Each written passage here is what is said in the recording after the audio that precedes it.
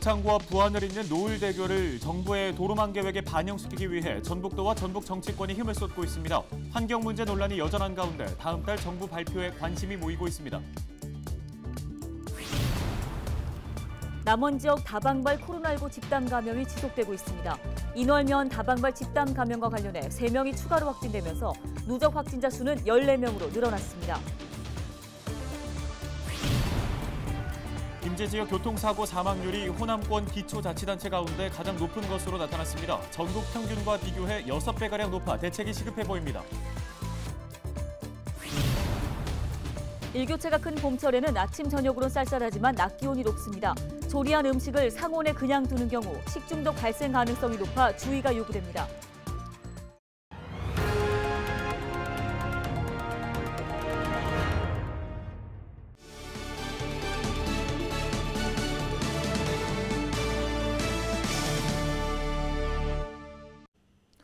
시청자 여러분, 안녕하십니까? 헬로티비 뉴스입니다. 첫 소식입니다. 남원 지역 다방발 코로나19 집단 감염이 지속되면서 누적 확진자가 14명으로 늘어났습니다. 전북도는 전날부터 6일 오후 6시까지 코로나19 확진자 6명이 추가로 발생했다고 밝혔습니다. 지난 5일에는 5명, 6일에는 1명이 각각 확진 판정을 받았으며 지역별로는 남원, 전주 각각 3명입니다. 남원 3명은 인월면 다방발 집단 감염과 관련된 확진자로 누적 확진자는 14명이 됐습니다. 전주 확진자 2명은 보건당국에서 감염 경로를 조사 중입니다. 김제 지역 교통사고 사망률이 호남권 기초자치단체 가운데 가장 높은 것으로 나타났습니다. 익산지방국토관리청 자료를 보면 경제협력개발기구 OECD 기준 김제시의 교통사고 사망자는 10만 명당 32.8명을 기록했습니다. 이는 전국 평균 5.9명과 비교하면 6배 정도가 높은 수치인데요. 익산지방국토관리청은 호남권 교통안전도가 전국 최하위 수준이라며 관련 기관을 통한 교통안전 강화 노력이 시급하다고 설명했습니다. 다음 소식입니다. 남해안과 서해안을 따라 이어진 관광도로가 바로 국도 77호선인데요. 이 도로에서 유일하게 단절된 구간에 다리를 놓자는 논의가 17년째 이어지고 있습니다. 부안과 고창을 잇는 이른바 노을대교 건설 사업인데요. 조만간 발표 예정인 정부의 도로망 건설 계획에 포함될 수 있을지 관심이 모아집니다. 정명기 기자입니다. 노을이 장관을 이루는 변산반도입니다. 이 일대를 관광 자원화하고 교통 편익 등을 위해 큰 다리를 놓자는 요구가 이어지고 있습니다. 하지만 이 계획은 경제성이 떨어진다는 이유로 무려 17년째 표류 중입니다. 제가 서 있는 곳은 부안군 도청리의 바닷가인데요.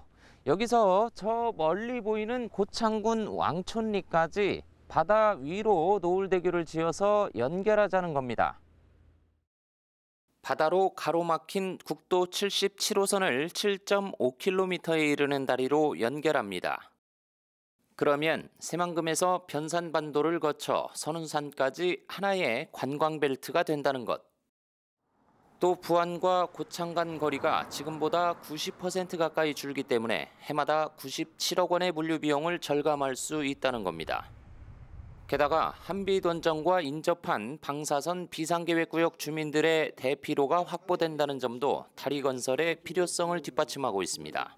국도 77호선이 새만금의 남북을 잇는 굉장히 중요한 연결축입니다.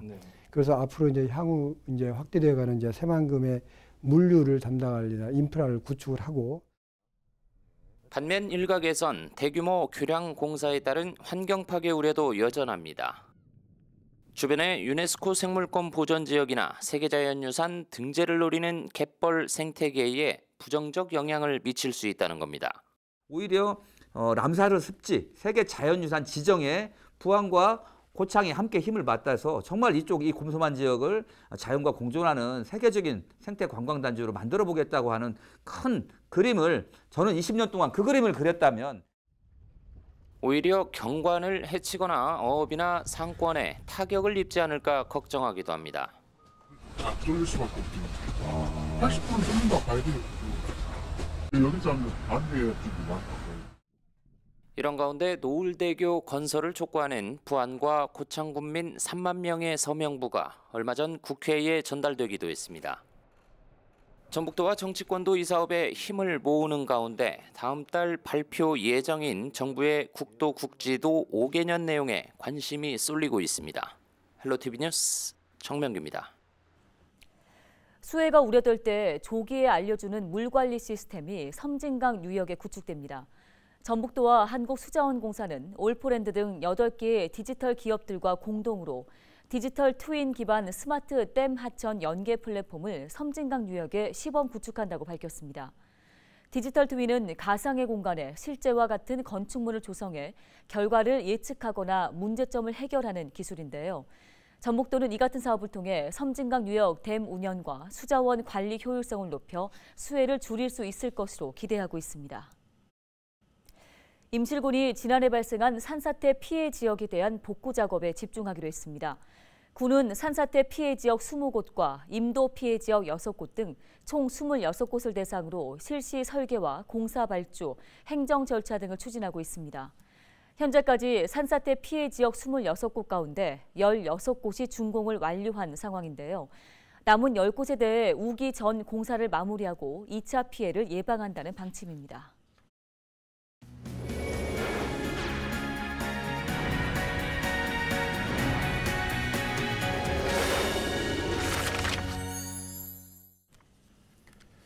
일교차가 큰 봄철에는 아침, 저녁으로는 쌀쌀하지만 낮에는 기온이 높습니다. 음식을 조리한 후에 상온에 그대로 두는 경우엔 식중독 발생 가능성도 높아진다고 하는데요. 네, 자세한 소식을 보도국 연결해서 들어보겠습니다.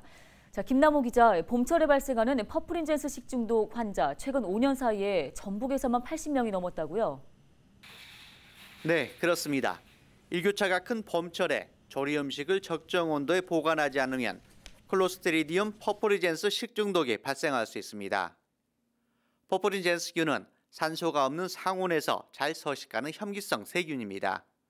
최근 5년간 전북 지역 퍼프린젠스 식중독 발생 건수는 총 6건으로 84명의 환자가 나왔습니다. 이 가운데 4건 56명이 3월에서 5월 사이에 발생했습니다. 이 때문에 전북도는 식품 보관 섭취와 개인 위생에 주의해야 한다고 당부했습니다.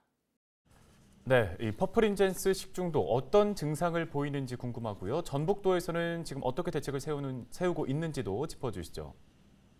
네, 퍼프린젠스 식중독은 많은 음식을 한 번에 조리하거나 조리한 음식을 상온에 방치하는 경우 잘 발생합니다.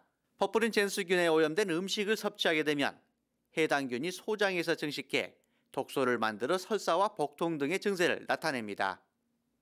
전북도는 봄철 식중독 예방을 위해 도교육청과 시군, 한국외식업중앙회 전북주회 등 관련 기관과 협력해 배달 음식점과 반찬 가게 등을 집중적으로 점검할 계획입니다. 또 식중독 3대 예방 요령인 손 씻기와 익혀먹기, 끓여먹기를 생활화해달라고 당부했습니다. 네, 이 퍼프린젠스 식중독 대량으로 음식을 조리하는 곳에서 발생할 가능성이 높다고 합니다. 다중이용시설에서는 조리식품 관리에 각별히 주의를 좀 기울여야겠습니다. 지금까지 보도국 김남호 기자였습니다. 다음 소식입니다. 부안군의 올해 첫 모내기가 백산면에서 이루어졌습니다. 이번에 모내기를 한 논은 중림리 허재영 씨의 논으로 면적은 1.4헥타르에 이르는데요. 이번에 모내기한 품종은 조생종으로 추석 전에 수확할 예정입니다. 부안군은 농민과 농업특별대책기관, 농협 등과 함께 논의해 일손을 도울 수 있는 방안을 찾겠다는 방침입니다. 현지 경찰 간부가 다른 사람 명의의 청약 통장으로 분양권 차익을 챙겼다는 의혹에 대해서 경찰이 자체 조사에 나섰습니다. 전북경찰청은 최근 이 같은 내용이 담긴 진정을 접수하고 진안경찰서 소속 A경감에 대한 내사에 착수했다고 밝혔습니다. A경감은 타인 명의로 된 주택청약저축통장을 일정 금액을 주고 사들인 뒤에 이를 이용해 전주 효천지구 아파트의 분양을 신청했습니다. 청약에 당첨된 A경감은 아파트 분양권을 판매해 차익을 챙긴 것으로 알려졌습니다. 당시 효천지구 분양권은 최대 1억 원 선에서 거래된 것으로 파악됐습니다.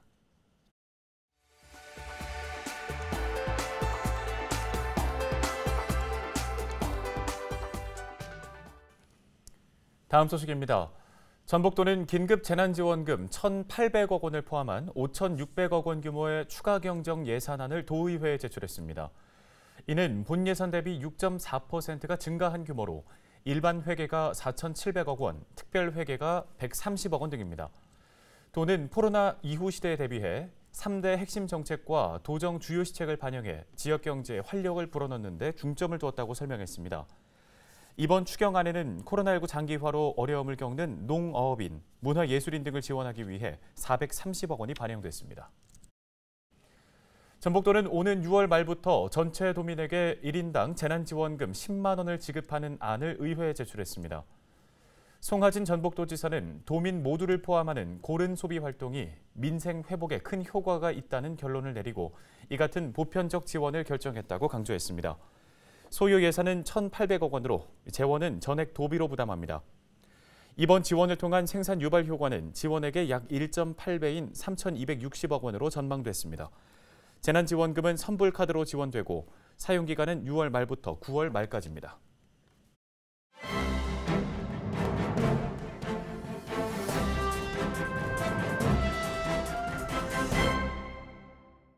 AI 아나운서가 전해드리는 신문 브리핑 전북일보 기사입니다.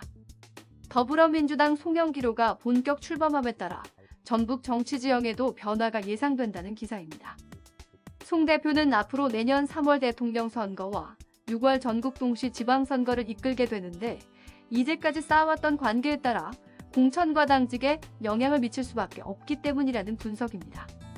전북 정치권은 지선이 대선 후에 치러지는 만큼 섣부른 예단을 경계하고 있다고 하는데요. 그러면서 송하진 지사는 이번 전대 결과로 사실상 3선 가도의 탄력이 붙었다고 분석했습니다. 송 지사는 전대에서 중립을 표방했지만 송영길 대표와 우호적인 관계를 형성해왔고 홍영표 의원과는 거리감이 있었다고 하는데요.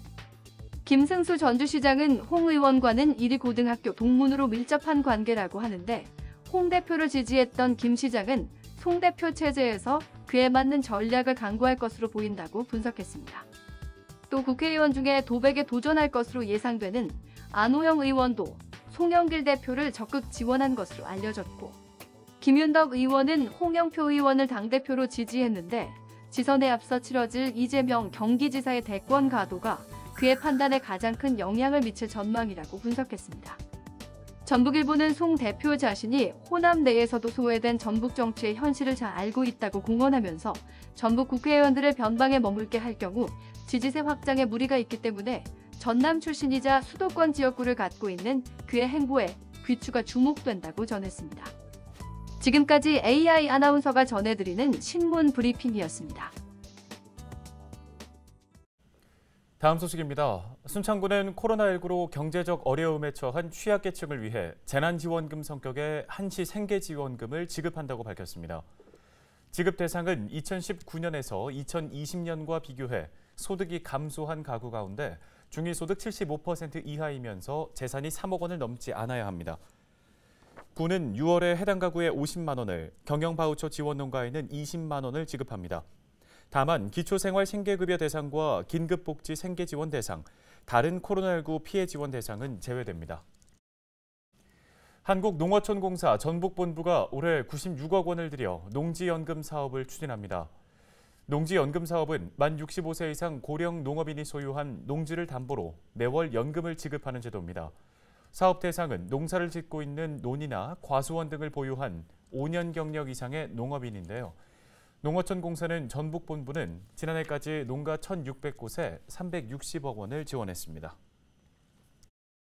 김난영 아나운서는 귀청소 자주 하는 편이신가요? 뭔가 이렇게 거창하게 청소라고 하긴 좀 그런데요. 씻고 나와서 자연스럽게 닦아내는 정도요. 네, 그런데 이 귀지를 자주 파는 게 꼭 좋은 것만은 아니라고 하더라고요. 이유는 뭐예요? 네, 귀지가 약한 산석을 띠고 있기 때문에 곤충이나 세균을 막는 역할을 해준다고 합니다. 그런데 이제 샤워할 때는 귀에 물이 들어가게 되잖아요. 네, 어떤 분들은 이 귀지를 파낸다고 뭐 이쑤시개까지 이용하시는 경우도 있다고 하는데 귀 속에 상처가 나면 세균에 감염될 수도 있기 때문에 절대 해서는 안 되고요. 네. 귀에 물이 들어갔을 때도 면봉보다는 드라이어에 찬 바람으로 말려주는 게 좋다고 합니다. 저도 면봉을 사용하는 편이었는데 귀 청소 아주 이제 가끔씩 좀 부드럽게 해야겠네요. 네, 뉴스 마치겠습니다. 네, 고맙습니다.